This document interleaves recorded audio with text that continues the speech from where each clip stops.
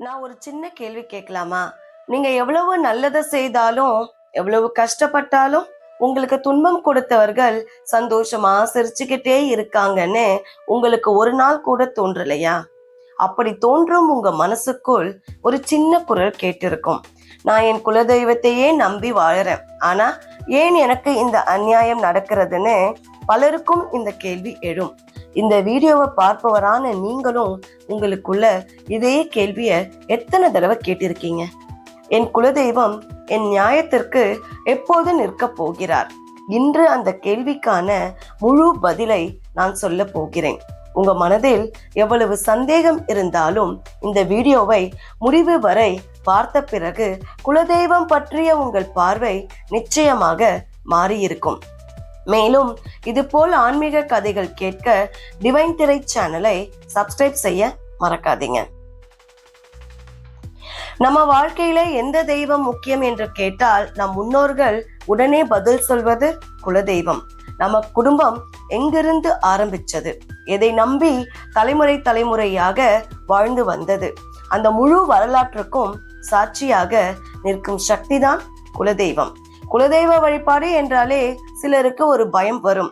நான் இத்தனை வழிபாடு பண்ணியும் ஏன் என் கஷ்டம் குறையலன்னு மனதில் கேள்வி எழும்.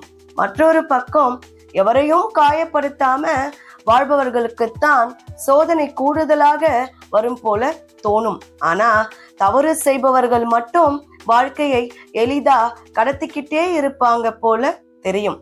அப்படி இருக்க நம்ம குலதெய்வம் இதை பார்க்கலையா? நியாயம் எப்போ கிடைக்க போறதுன்னு ஒரு சந்தேகம் நம்ம மனதில் வருவது தவிர்க்க முடியாததுதான். இன்று அந்த சந்தேகத்திற்கு குலதெய்வத்தின் கோணத்தில் இருந்து பார்த்து புரிஞ்சுக்கலாம். முதல்ல குலதெய்வம் என்றால் என்ன? குலதெய்வம் என்பது குலத்தை காத்து நிற்கும் ஒரு காவல் சக்தி. நம்ம முன்னோர்கள் ஒரு நாள் ஒரு தெய்வத்தின் முன்னால் நின்ற போது இந்த சக்தி தான் நம்ம குடும்பத்தை பாதுகாக்கும் வழிகாட்டும்னு உணர்ந்த அந்த தருணத்தில் இருந்தே அந்த தெய்வம் நம் குலதெய்வமாகி போச்சு. அதை தொடர்ந்து நம்ம குடும்பம் தலைமுறை தலைமுறையாக அந்த தெய்வத்தின் முன் நின்று சந்தோஷத்தையும் கஷ்டத்தையும் பக்தியையும் பகிர்ந்து கொண்டிருக்காங்க. அதனால தான் குலதெய்வ வழிபாடு ஒரு வழக்கம் அல்ல, அது ஒரு பரம்பரையாக வந்த பொறுப்பு. உங்களுக்கு ஒரு பெரிய சந்தேகம் வரலாம். உண்மையா நேர்மையா நடக்குபவர்களுக்குத்தான் ஏன் அதிகமா கஷ்டம் வரும்னு. நேர்மையா வாழ்பவர்கள் சில நேரங்கள்ல கடினமான சூழ்நிலையில சிக்கிக் கொள்ளலாம். குலதெய்வம் இருக்கே, அப்புறம் இப்படி அநியாயம் ஏன் நடக்குதுன்னு ஒரு கேள்வியும் நமக்குள் எழும். இது புதுசா வரும் கேள்வியே இல்லை. கர்மா பற்றி பல தமிழ் நூல்கள் பேசும் போதும் இதே கேள்விக்குத்தான் அவர்கள் பல காலம் முன்பே விளக்கம் தேடி இருக்காங்க. கர்மாவை ஒரு புதிய பார்வையில் பார்க்கலாம். நம்ம ஒவ்வொரு செயலும் ஒரு விதை மாதிரிங்க. நல்ல செயல் நல்ல விதை, தீய செயல் தீய விதை. விதை போட்ட உடனே மரமா வளராது. அதற்காக காலம் சூழ்நிலை இரண்டுமே தேவை. அதே மாதிரி சில கர்மாவின் பலன்கள் உடனே வரும், இல்ல சில ஆண்டுகள் கழித்தும் வரும், இன்னும் சில தலைமுறைக்கு மேல் கூட ஆகலாம். நம்ம குலதெய்வத்தால் நம்முடைய இந்த கர்மா கணக்கை நேரடியாக மாற்ற முடியாது. ஆனா குலதெய்வம் அதை நம்ம மனசுக்கு ஏற்ற விதமாக மாற்றி நம்மோடு துணை நின்று வழிகாட்டும் சக்தியாக இருக்கும். அப்படின்னா தவறு செய்பவர்கள் தப்பிச்சு போயிடுவாங்களா? இல்ல, யாரும் கர்மாவை தாண்டி ஓட முடியாது. வெளிப்புறத்துல பார்த்தால் தவறு செய்பவர்கள் சுகமா சிரமம் இல்லாம வாழ்கிற மாதிரி தோணலாம். ஆனா உள்ளுக்குள் அவர்களுக்கு மன அமைதி உண்டாகாது, பயம் இருக்கும், நிம்மதி இல்லாத வாழ்க்கை இருக்கும்.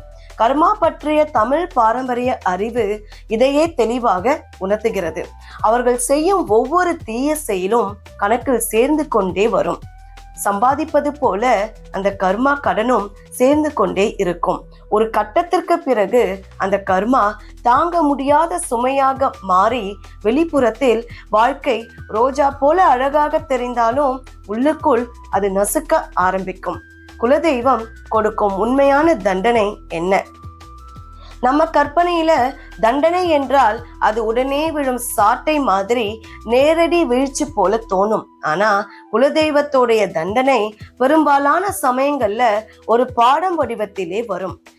மன நிம்மதி இல்லாமல் வாழ வைக்கும் அனுபவங்கள், உண்மையான தெளிவாக காட்டும் சம்பவங்கள், தவறுகளை புரிய வைக்கும் தருணங்கள், இவையெல்லாம் நம்மை உண்மையாக திருத்தும் அனுபவங்கள். ஆனா இதையும் புரிஞ்சுக்காம ஒரே தவறை மீண்டும் மீண்டும் செய்பவர்களுக்கு மட்டுமே இல்லாம அடுத்த தலைமுறைக்கும் அதன் பாரம் போய்விடும். குடும்பத்தோட வளர்ச்சி மெல்ல மெல்ல குறையும். மதிப்பு, ஆரோக்கியம், ஒற்றுமை அனைத்தும் தளர ஆரம்பிக்கும். குலதெய்வம் நம்ம எவ்வளவு காப்பதற்கு முயன்றாலும் இறுதியில் நடப்பது நம்ம செயல்களின் விளைவுதான். குலதெய்வம் நம்மை எப்படி காக்குது? நீங்க உண்மையா, நேர்மையா, யாருக்கும் தீங்கு நினைக்காம குலதெய்வத்தை நம்புறீங்கன்னா நீங்க படுற ஒவ்வொரு கஷ்டத்தையும் கடக்க தேவையான மன வலிமையையும், சரியான மனிதர்களையும், சரியான வழிகளையும் குலதெய்வம் அடுத்தடுத்தாக நம்ம வாழ்க்கையில கொண்டு வரும்னு நம்பலாம். ஆனா சில ஆபத்துகள் நம்ம கண்ணுக்கு தெரியாம நெருங்கும். அதை தடுக்கிறது குலதெய்வத்தின் அருள்தான் என ஆன்மீக ஆசிரியர்கள் சொல்றாங்க. ஆனா சில சமயம் மனிதருக்குள்ளே போட்டி, பொறாமை, கோபம், ஆசை சேரும் போது சில பில்லி சூனியம்னு தீய வழிகளுக்கு போறாங்க. அவங்க நல்லா இருக்க கூடாதுன்னு நினைச்சு செய்யற அந்த செயலே அவர்களுடைய கர்மாவுக்கு பெரிய சுமை ஆகிடும். நம்ம பக்திக்கு குலதெய்வம் எதிர்பார்க்கிற 3 விஷயங்கள். முதல் விஷயம் உண்மை. குலதெய்வம் கிட்ட நிற்கும் போது வேஷம் இல்லாம நிக்கணும். உள்ளத்தில் என்ன நினைத்திருக்கோமோ அதே படி பேசணும். அதற்கு மாறாக பேசிட்டோம்னா அது நேர்மையா கருதப்படாது. குலதெய்வத்திடம் நிற்கும் போது இப்படிப்பட்ட நேர்மையே முக்கியம். இரண்டாவது நன்றி.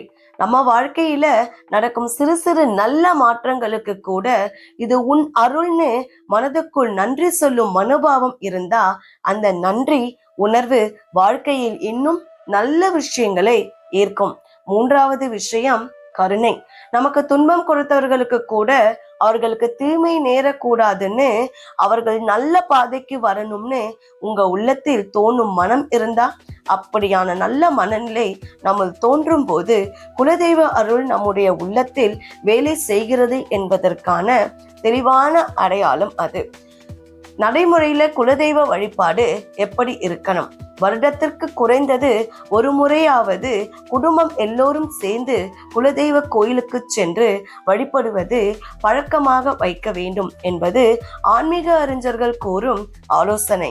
பொருளாதார நிலை, இடைவெளி எப்படி இருந்தாலும் குலதெய்வத்திற்கான அன்பும் மரியாதையும் குறையக்கூடாது. அது குடும்பத்தை ஒன்றிணைக்கும் கயிறு போல செயல்படும். ஒரு முக்கியமான விஷயத்தை நினைவில் வைத்துக் கொள்ளுங்கள். குலதெய்வம் நம்ம கஷ்டத்தை கண்டு ரசிக்கிற நீதிபதி கிடையாது. நம்மோட கஷ்டத்தில் நம்முடன் கண்ணீர் வடிக்கிற அன்னையே குலதெய்வம். நாம செய்த செயல்களின் மூலம் உருவான கர்மா கட்டுப்பாடுகளை கடக்க நம்ம மனதிற்கு துணையாக நிற்கிற சக்தி தான் குலதெய்வம். அதனால யாரோ செய்த தீய செயல்களை நினைத்து மனதை வருந்தாமல் என் குலதெய்வம் இருக்க நான் உண்மையாயிருந்தால் என்னை கைவிடாதுன்னு நம்பிக்கையோட தைரியத்தோட முன்னே செல்லுங்கள்.